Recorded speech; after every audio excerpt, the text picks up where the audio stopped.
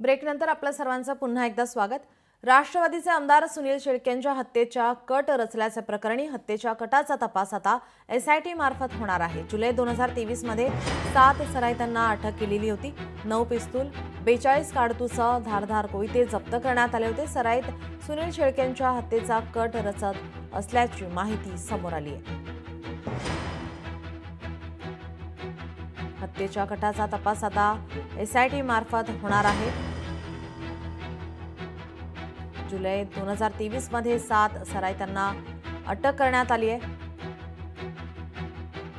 त्यांच्याकडून 9 पिस्तूल, 42 काडतूसह धारदार कोयते जप्त करण्यात आलेले आहेत।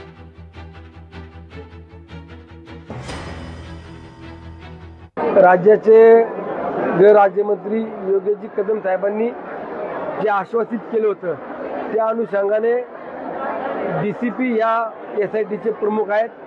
एक एसीपी, एक पीआय, 2 एपीआय आणि 5 का 4 काहीतरी 6 कॉन्स्टेबल आहेत। अशा पद्धतीने एकत्रितपणाने ती एसआयटी गठीत केली आहे। बघूया आता सगळ्या गोष्टी आज जाहीरपणे बोलणं योग्य नाही, परंतु मला जी काय माहिती मिळालेली आहे ती मला पोलीस विभागाला, गुप्तचर विभाग किंवा त्यांचे जे कोणी आता विचारणा करतील त्यांच्यासमोर मी ती देईन।